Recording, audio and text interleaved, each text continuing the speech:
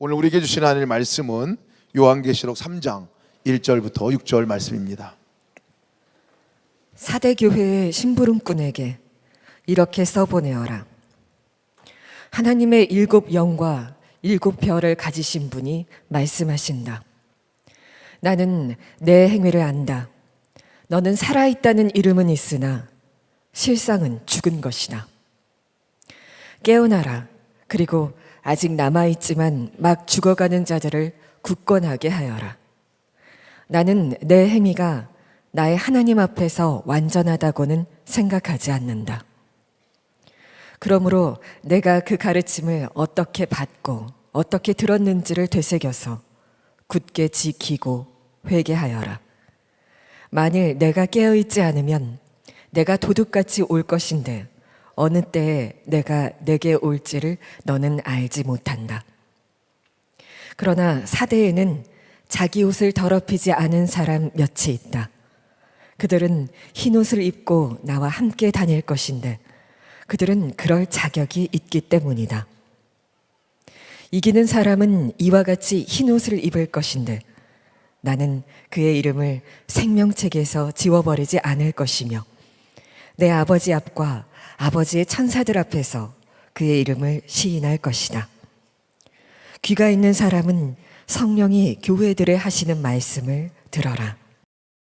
오늘 사대교회에게 주시는 말씀 통하여서 하나님이 우리에게 주시는 음성을 듣기를 원합니다.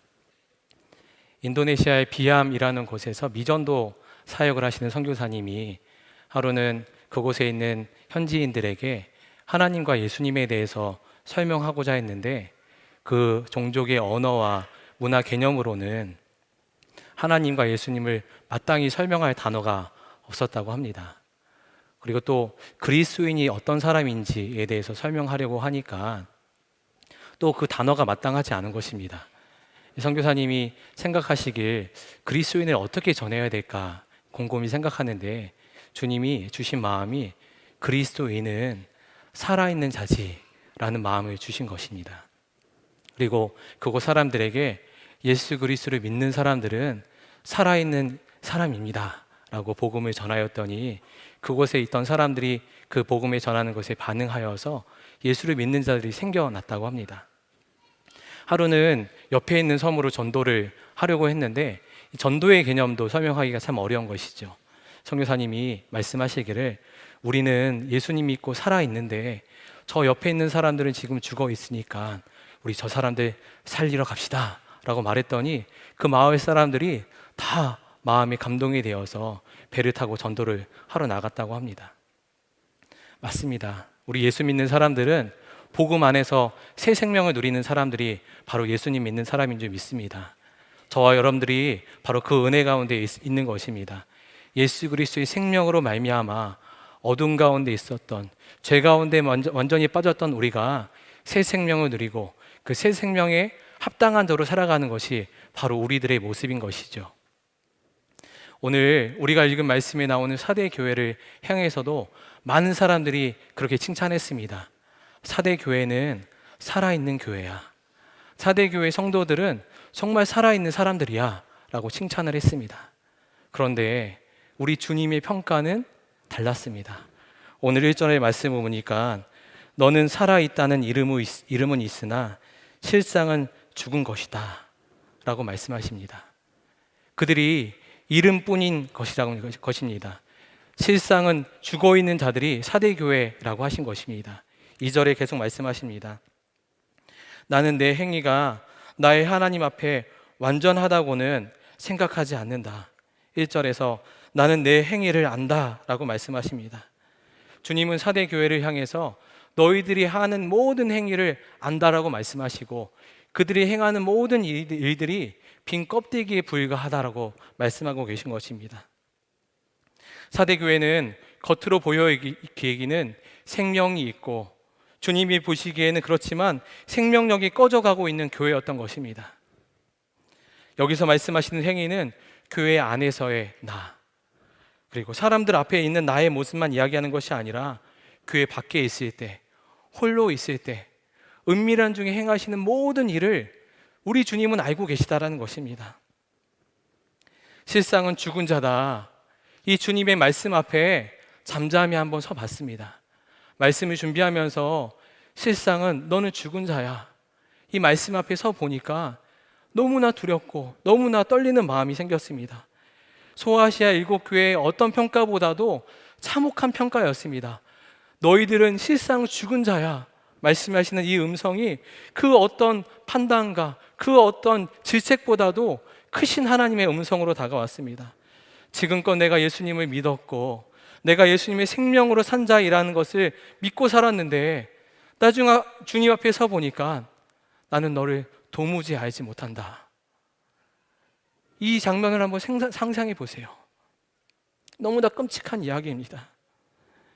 여러분, 이 말씀 앞에 한번 서 보세요. 너희는 살아있는 이름은 있으나 실상은 죽은 자다. 이 말씀은 우리 주님이 우리에게 하신다면 어떨까요? 하나님은 지금 우리의 모습을 어떻게 평가하고 계실까요? 당신은 지금 영적으로 죽어 있는 사람입니다 라고 우리 주님이 말씀하신다면 주님 저 아시잖아요. 내가 주님 위해서 얼마나 봉사했고 내가 성경 공부도 열심히 했고 제자 훈련도 열심히 했고 내가 교회 직분도 가진 사람인데 내가 죽었다니요. 그때 가서 그렇게 변명한다 한들 아무 소용이 없는 것이죠. 우리 주님은 우리의 모든 행위를 아신다고 하셨습니다. 감정적으로 판단하시지 않고 우리가 홀로 있을 때 우리가 교회 안에 있는 모습 아니라 교회 밖에서 홀로 있는 이 모든 사람들, 모든 행위와 상황들을 우리 주님은 아시고 우리를 향해 죽었다 말씀하시면 우리는 돌이킬 수가 없는 것입니다. 간디의 제자 가운데 기독교인이 많았다고 합니다. 그 제자들이 간디에게 복음을 전하고 전도를 하려고 할 때마다 간디는 그렇게 반문했다고 해요.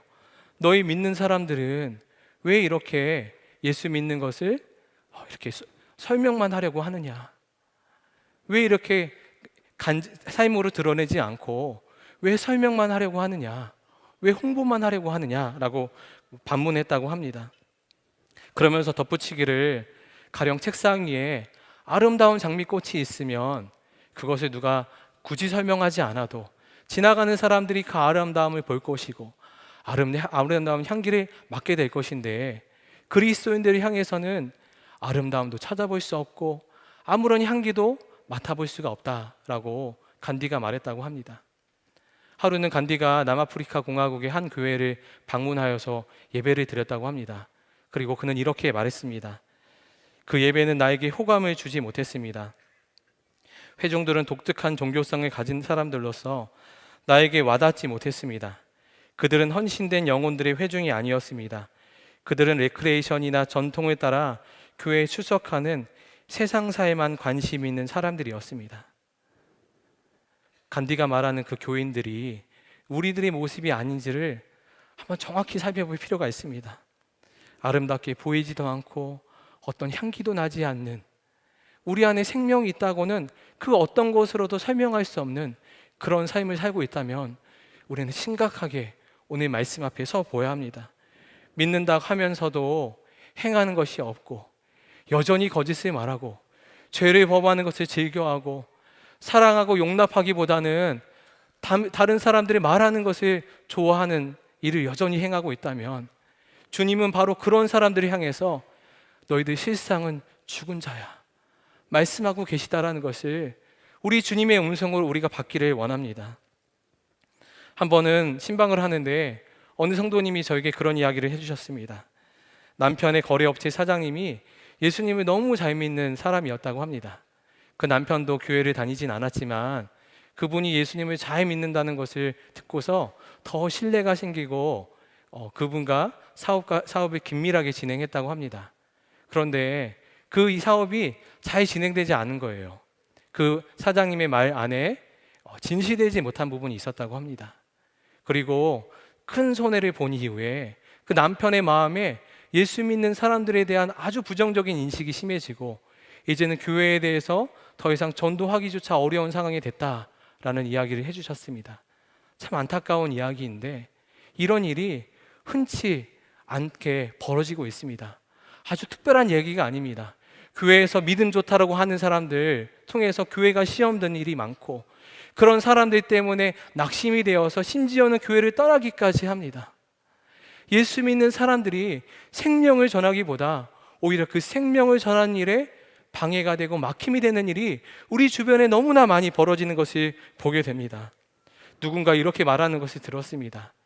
이제는 교회가 세상을 걱정하는 시대가 아니라 세상이 교회를 걱정하는 시대가 되었다고 합니다. 어떻게 이렇게 참혹한 일이, 이런 끔찍한 일이 우리가 살아가고 있는 이 세대에 벌어지고 있나요? 예수님은 바리새인들을 향해서 회칠한 무덤이라 하셨습니다. 마태복음 말씀에 화 있을진저 외식하는 서기관들과 바리새인들이여, 회칠한 무덤 같으니 겉으로는 아름답게 보이나 그 안에는 죽은 사람의 뼈와 모든 더러운 것이 가득하도다 라고 하고 있습니다. 바리새인들은 예배에 빠지지도 않고 경건한 복장을 입고 근엄한 표정을 짓고 항상 차분한 목소리로 거룩하게 말했습니다. 그러나 그들의 내면은 썩은 냄새로 진동을 하고 있었던 것입니다.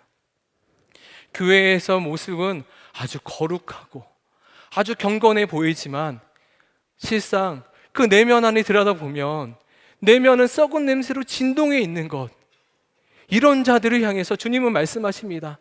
너희가 살아있다는 이름은 있으나 실상은 죽은 자야 말씀하고 계십니다. 이것이 사대교회의 모습이고 이것이 바로 오늘날을 살아가고 있는 우리들의 모습이 아닌지 이 시간 우리의 내면에 주님께서 빛으로 비춰주시기를 원합니다. 무엇이 사대교회를 그렇게 만들었을까요? 사대교회는 황제 숭배와 같은 외부에서는 오는 이런 압박도 없었습니다. 핍박도 없었습니다. 니골라당이나 이세벨과 같은 이단 때문에 교회가 어려움을 당하지도 않았습니다. 오히려 사대교회는 너무나 풍요롭고 너무나 평안한 교회였습니다.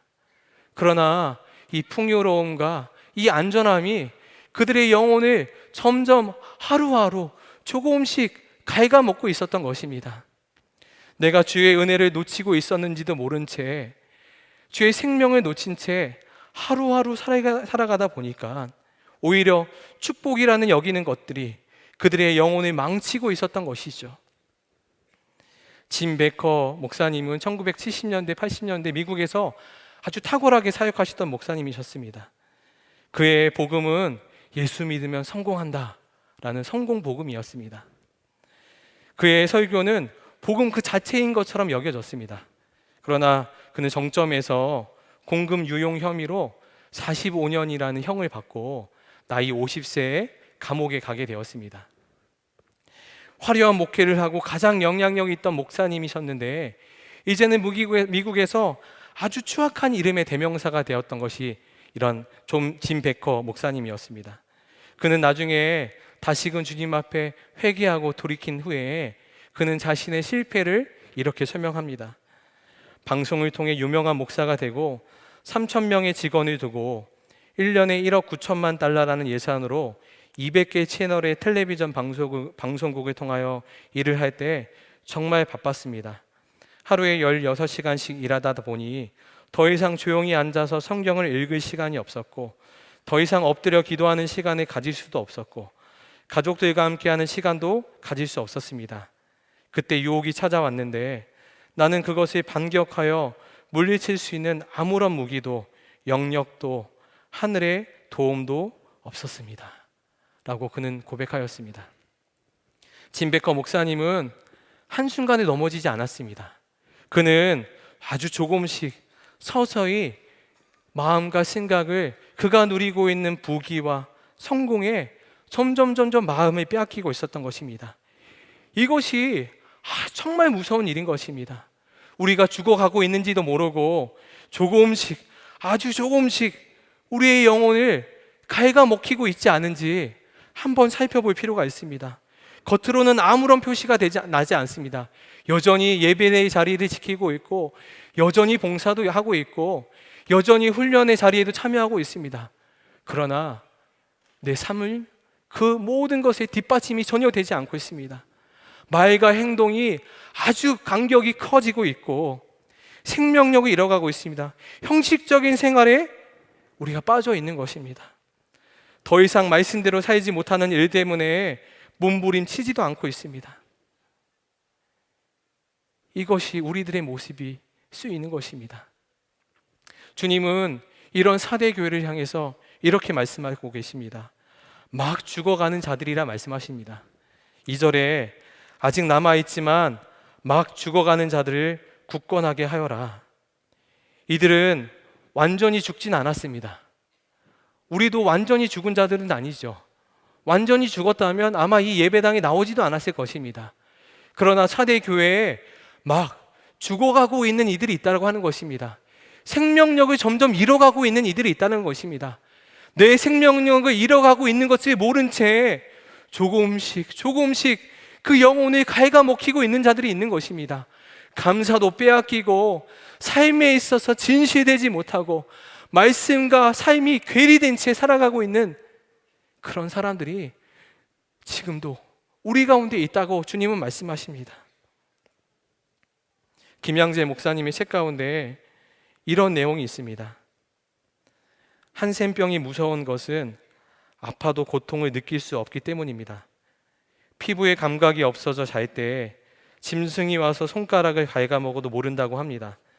성경에서 문둥병을 저주받은 병으로 표현하는 것은 영적 문둥병이 가장 무서운 병이기 때문이라고 생각합니다. 영적 문둥병은 죄에 대한 감각이 없어서 회개하지 못하고 죽어가는 병이기 때문입니다. 그런데 예수님이 오셔서 감각이 살아났습니다. 영적 문둥병이 고쳐졌습니다. 감각이 살아나니까 가시에만 찔려도 너무 아픕니다. 죄에 대한 감각이 살아나고 말씀을 알아서 그 감각이 예민해질수록 너무 아파서 견딜 수가 없습니다. 남들은 사소한 죄라고 하는데 나는 그 고통 때문에 참을 수가 없습니다. 내 죄 때문에 너무 아파서 애통하는 것입니다. 만약 지금 내게 죄에 대한 애통함이 없다면 내가 영적 문둥병자라는 것을 알아야 합니다 라고 김양재 목사님이 책에 쓰신 것을 읽었습니다. 사랑하는 성도 여러분, 만약 우리 삶 가운데 내 죄로 인한 눈물, 회개, 애통함이 없다면 우리는 지금 영적인 문둥병에 걸려 있지 않은지, 내가 생명력을 잃어가고 있지는 않은지 정확히 우리의 삶의 실체를 돌이켜 봐야 합니다. 우리가 처음 복음을 접했을 때를 한번 생각해 보세요. 죄로 인해서 몸부림치고 주님이 기뻐하시지 않는 아주 작은 죄 하나까지도 주님께 내려놓고 그렇게 눈물로 기도하고 그렇게 엎드려 회개했던 것, 이것이 복음의 감격 가운데 살아있을 때 그때 우리들의 모습이었습니다. 그 어떤 사람도 한순간에 죽는 사람은 없습니다. 조금씩, 아주 조금씩 영혼이 죽어가고 있는지도 모른 채 죽어가다가 한순간 우리가 완전히 주님 곁을 떠나게 될 수 있고 완전히 죽음의 삶을 직면하게 될 수 있는 것입니다. 예수님의 팔복 말씀 중에 두 번째 복이 애통하는 자에게 주시는 복입니다. 마태복음 5장 4절에 애통하는 자에게는 복이 있나니 그들이 위로를 받을 것이미요 라고 말씀하십니다. 이 애통이라는 헬라어는 우리가 슬픔이라는 표현하는 여러 가지 단어 중에서 가장 강한 의미를 지닌 단어입니다. 애통이라는 단어, 자식을 먼저 떠나보낸 그런 부모의 심정을 표현할 때 쓰는 단어가 이 애통이라는 단어입니다. 골수에 사무치는 아픔을 표현하는 말이죠. 왜 우리가 애통하죠? 내가 사업에 실패한다고?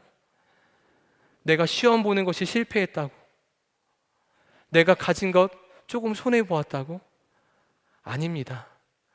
내 심령을 돌아보니까, 주의 복음의 빛으로 내 심령을 돌아보니까 정말 믿는 자로서 내게 있어야 될 것은 없고 내가 정말 내 안에 있어야 될 것은 없는 죽어가고 있는 나의 모습을 돌아보니까 애통할 수밖에 없는 거죠. 눈물 흘릴 수밖에 없는 것이죠. 그런 마음으로 주님 앞에 나와 엎드리는 자에게 주님이 위로함을 주신다 말씀하시는 거예요. 그런 자에게 복이 있다 말씀하시는 것입니다. 사랑하는 성도 여러분, 우리가 그 애통함의 복을 받기를 축복합니다. 우리의 심령을 주의 복음의 빛으로 비춰봐.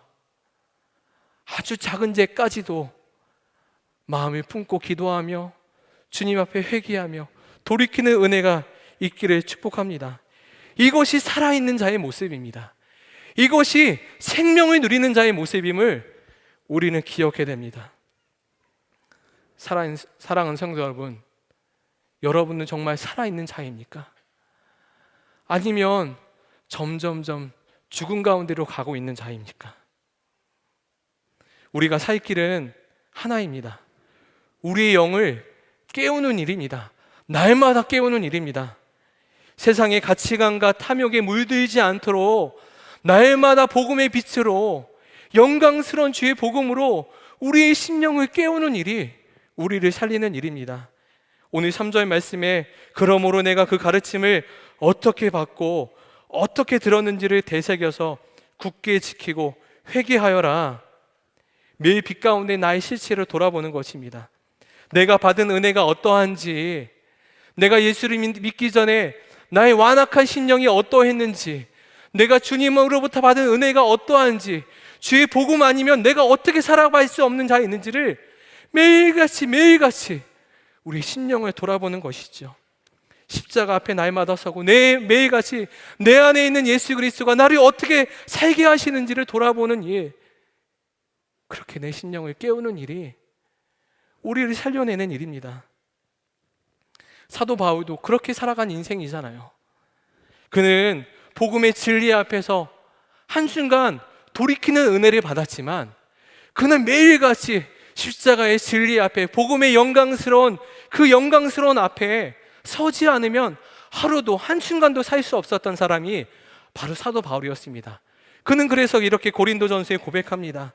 형제들아, 내가 그리스도 예수 우리 주 안에서 가진 바 너희에 대한 나의 자랑을 두고 단언하노니 나는 날마다 죽노라, 나는 날마다 죽노라 고백하였던 것이 바로 사도 바울이었습니다.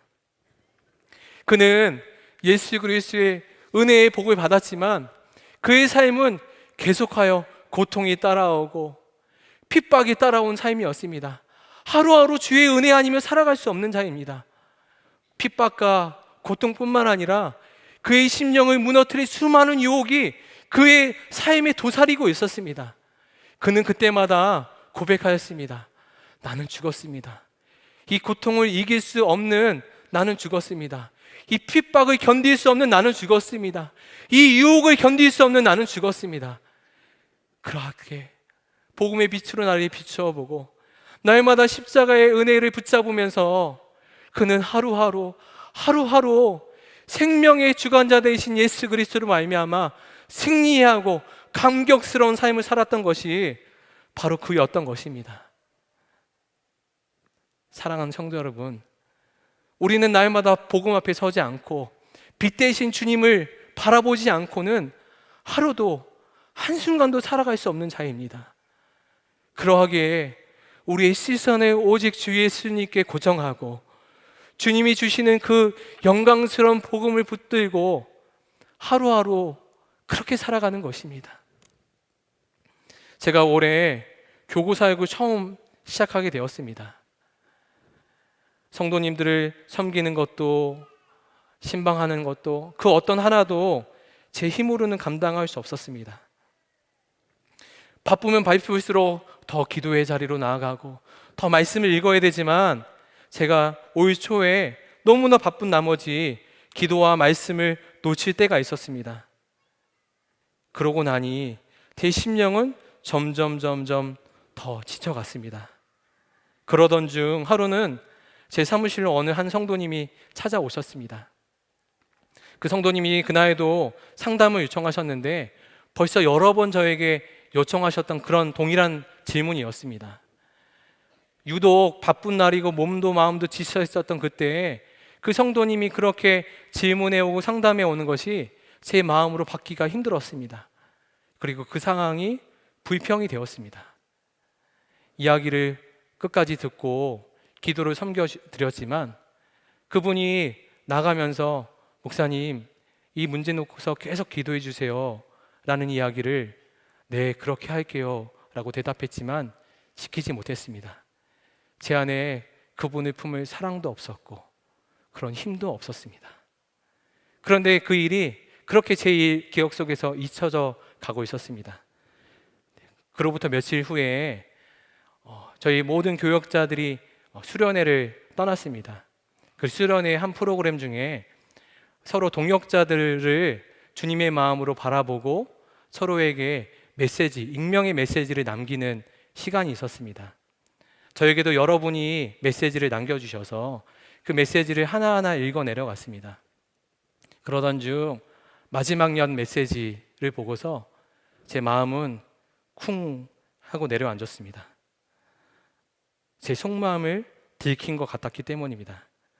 거기에는 이런 메모가 적혀 있었습니다. 따뜻한 느낌이면서 차가운 목사님이십니다 라는 내용이었습니다. 저는 그 메시지를 보면서 제 속마음을 지키고 며칠 전에 그 상황이 떠올랐습니다. 성도님을 사랑으로 대하지 못하고 겉으로는 친절한 척, 따뜻한 척 대했지만 내 진실로 그를 사랑하지 못했던 저의 속마음을 주님은 아신다, 내가 다 보았다 말씀하시는 것 같았습니다. 그리고 그날 그 메시지를 부여잡고 얼마나 많이 울었는지 모릅니다.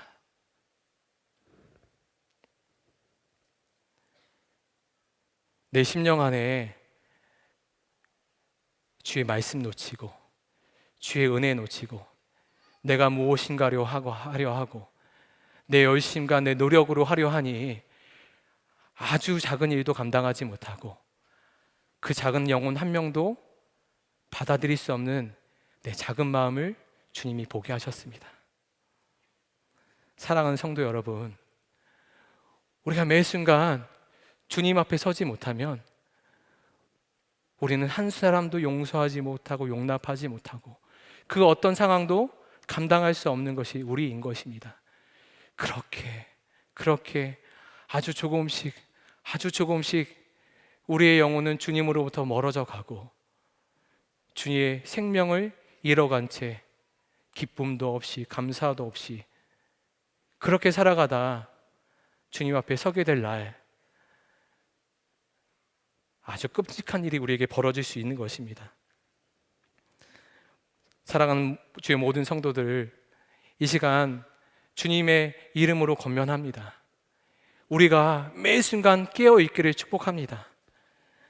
깨어 있어 날마다 주님 주신 진리와 은혜 가운데 우리의 심령을 돌이켜 회개하며 눈물로 주님 앞에 나아가 엎드려 주의 살아계심을 경험하는 저와 여러분들 되기를 축복합니다. 오늘 5절 말씀에 보니까 이기는 사람은 이와 같이 흰 옷을 입을 것인데 나는 그의 이름을 생명책에서 지워버리지 않을 것이며 내 아버지 앞과 아버지의 천사들 앞에서 그의 이름을 시인할 것이다 말씀하고 계십니다. 마지막 끝까지 이기는 자에게 주님은 이런 복을 허락하여 주셨습니다. 흰 옷을 입고 그의 이름을 생명책에 기록할 것이며 아버지 하나님 앞에 천사들 앞에 그를 시인할 것이다. 그가 내 아들이고 나의 백성이며 나의 착한 종이다. 그렇게 우리 주님이 우리를 칭찬하실 것이다 말씀하고 계십니다. 이 놀라운 은혜와 복을 모두 누리시는 저와 여러분들 되기를 축복합니다.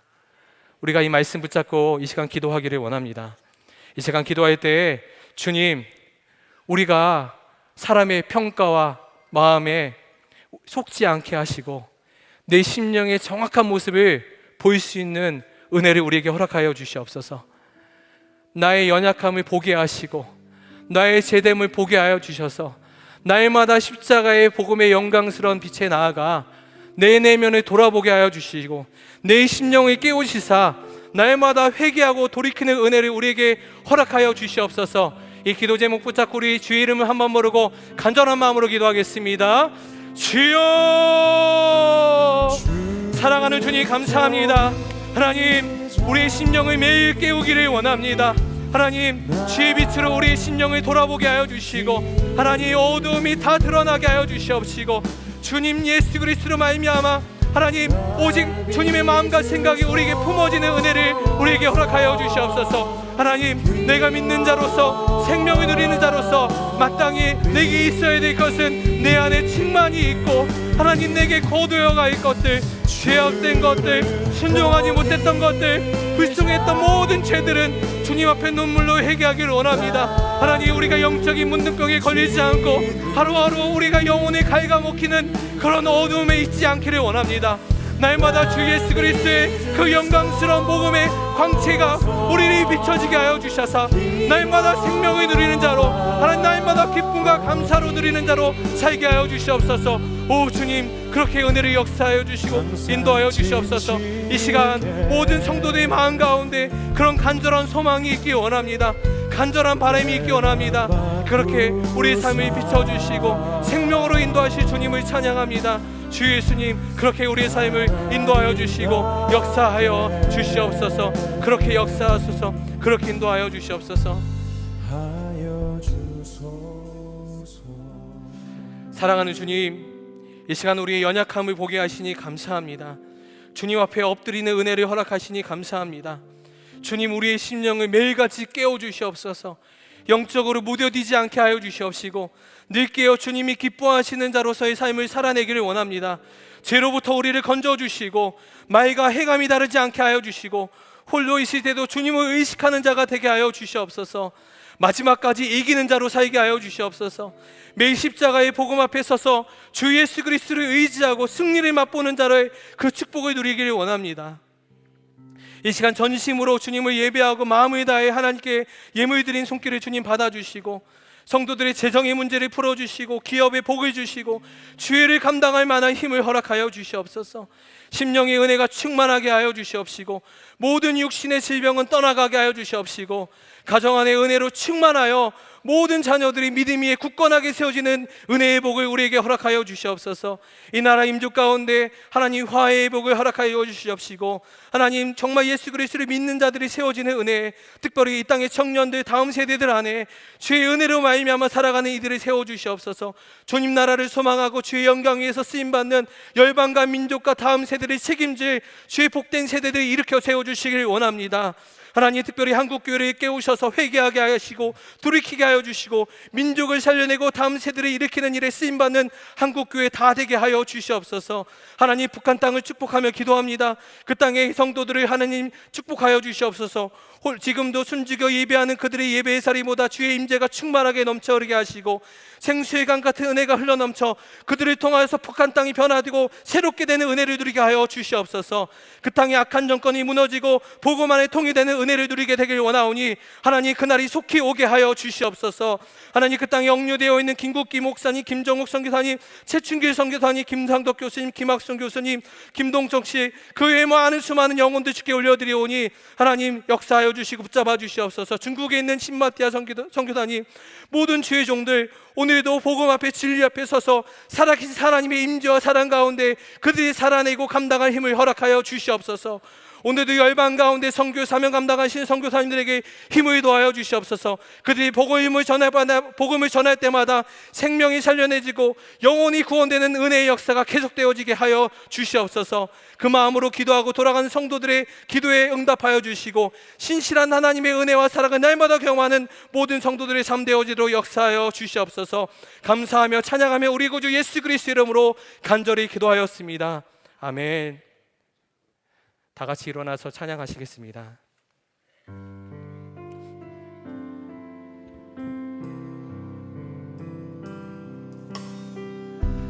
항상 진실게 내 맘 바꾸사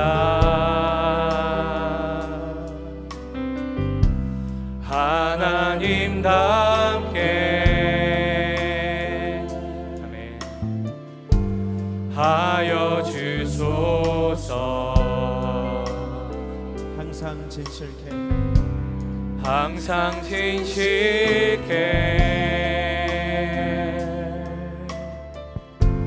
내 맘 바꾸사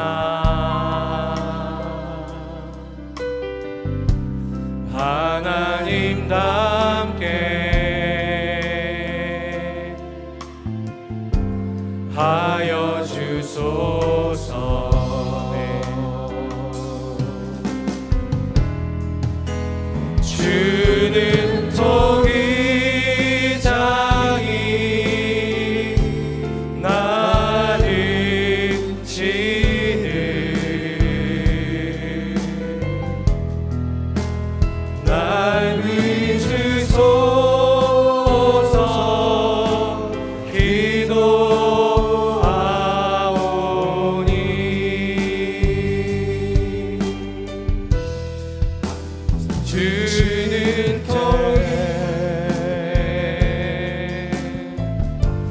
내 맘 바꾸사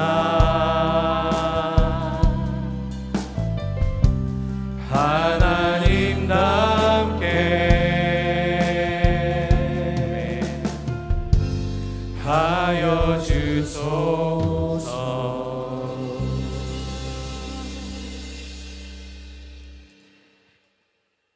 이 시간 예배하고 돌아가는 모든 성도들을 위해 우리 주 예수 그리스도의 은혜와 하나님의 살아계심과 성령님의 교통하심이 함께 계시기를 축원하옵나이다. 아멘.